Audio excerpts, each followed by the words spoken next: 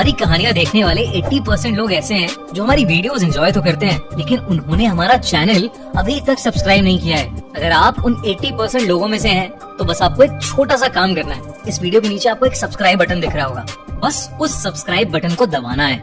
बस इतना सा काम करना है आपको, और लगे हाथों बेल आइकन भी प्रेस कर देना, ताकि हमारी लेटेस्ट वीडियो आते ही आपको सबसे पहले पता चले कि वो अपनी छोटी बेटी कैरन की बर्थडे पार्टी एलर्टन कासल में ही थ्रो करेंगे। विलियम्स फैमिली कई सालों से लंदन में रह रही थी और उनकी छोटी बेटी कैरन 10 साल की होने वाली थी। कैरन का एक बड़ा भाई भी था जिसका नाम हैरी था। हैरी अपने घर में किसी से भी ज्यादा बात नहीं करता था। सबको लगता था कि शायद टीनेजर होने की वजह से वो शांत रहता है, मगर कैरन को हमेशा ही लगता था कि हैरी बहुत परेशान रहता है।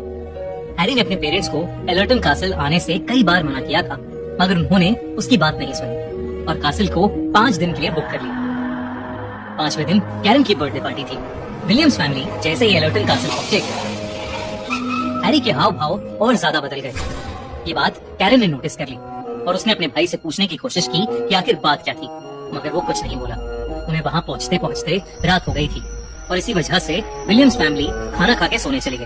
अपने रूम तक जाते हुए कैरन को स्टेयरकेस पर एक बच्चा दिखा जिसकी उम्र लगभग उसके जितनी ही थी। कैरन ने हाथ हिलाकर उस बच्चे को वेव किया, मगर वो बच्चा सीढ़ियों से ऊपर भाग गया। कैरन भी उसके पीछे पीछे जाने लगी और उसने देखा कि वो बच्चा उसके भाई हैरी के रूम में घुस रहा था। कैरन रूम के अंदर जा पाती उससे पहले ही उसने देखा कि हैरी दौड़ता हुआ अपने रूम से बाहर आया। उसके चेहरे पर एक अजीब सा खौफ था और उसका डर के मारे पसीना बह रहा था। हैरी ने कैरन का हाथ पकड़ा और उसे उसके रूम में ले गया।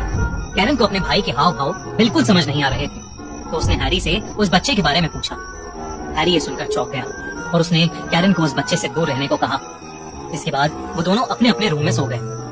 सोते हुए कैरन को ऐसा लगा कि जैसे उसके सर पर किसी ने हाथ रखा था और धीरे धीरे वो हाथ उसके गले तक जा रहा था और अचानक ही उसे चोक करने लगा था। कैरन ने जैसे ही आंख खोली, उसके होश उड़ गए। हैरी उसके ऊपर बैठा उसका गला दबा रहा था। कैरन डर के मारे चिल्लाने लगी और तभी उसके पेरेंट्स भागते हुए रूम में आ गए। कैरन ने अपने पेरेंट्स को बताया कि कैसे हैरी उसे मारने की कोशिश कर रहा था। उसके पेरेंट्स इसे सुनकर घबरा उठे। हैरी ने कभी भी ऐसा कुछ नहीं किया था। हैरी अचानक ही रोने लगा और कहने लगा कि जब उसने देखा तो कैरन की जगह कोई डरावना सा इंसान बेड पर सोया हुआ था और इसलिए हैरी ने उस पर हमला किया था। उसके पेरेंट्स को लगा कि शायद हैरी को किसी तरीके का भ्रम हुआ होगा, इसलिए उस रात उन्होंने हैरी को अपने रूम में ही सुला लिया। उस रात के बाद ज्यादातर हैरी अपने रूम में ही रहता था और वो अपने रूम की खिड़की से गार्डन में खेल रही कैरन को देखता रहता था। कैरन की बर्थडे पार्टी से 2 दिन पहले उसके मॉम डैड एलर्टन कासल से दूर किसी काम से गए थे। कैरन को कासल में अक्सर वो बच्चा नजर आया करता था जिसे उसने पहले दिन देखा था। उसी रात कैरन अपने रूम में बैठी अपनी बर्थडे ड्रेस को पहनकर देख रही थी कि तभी उसने शीशे में देखा कि वही बच्चा उसके रूम में झांक रहा है। कैरन जैसे ही मुड़ी तो वो बच्चा अब वहाँ नहीं था। कैरन दरवाजे से निकलकर कॉरिडोर में गई और उसने देखा कि वो बच्चा स्टेयरकेस के पास खड़ा स्माइल कर रहा था, मानो कैरन को अपने साथ खेलने के लिए बुला रहा हो। कैरन भी उसकी तरफ बढ़ने लगी, मगर तभी अचानक कुछ ऐसा हुआ कि कैरन के पैरों तले जमीन खिसक गई। कॉरिडोर के अंधेरे से एक बहुत ही डरावना आदमी हाथ में हथौड़ा लिया आया और उसने वो हथौड़ा सीधा उस बच्चे के सर पर मार दिया। वो बच्चा उस वार की वजह से सीढ़ियों से नीचे गिर गया और नीचे गिरते ही गायब हो गया। कैरन ये देखकर बहुत जोर से चिल्ला पड़ी। उस आदमी की नजर कैरन की ओर गई और वो उसकी तरफ आने लगा। तभी हैरी वहाँ आ गया और उसने अपनी बहन कैरन को धक्का दिया और खुद उस आदमी के सामने आ गया।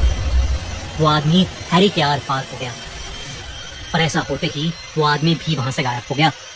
मगर हैरी बुरी तरह कांपने लगा। उसकी आंखें सफेद हो गईं और उसके मुंह से झाग निकलने लगे। हैरी वहीं नीचे गिर गया और उसकी बॉडी अकड़ने लगी। वो बहुत ही ज्यादा भयानक लग रहा था। देखते ही देखते हैरी बिल्कुल शांत हो गया। उसकी मौत हो चुकी थी। ये देखकर कैरन सर से लेकर पांव तक खौफ में थी। कुछ देर तो वो वहीं जमी खड़ी रही, मगर फिर हिम्मत करके वो हैरी के रूम में गई और हैरी के फोन से उसने अपने पेरेंट्स को कॉल किया। जब मिस्टर और मिसेस विलियम्स घर पहुंचे तो कैरन हैरी के रूम में बेहोश पड़ी थी। जब वो होश में आई तब उसे कुछ भी याद नहीं था। पूरी विलियम्स फैमिली इस इंसिडेंट से हिल चुकी थी।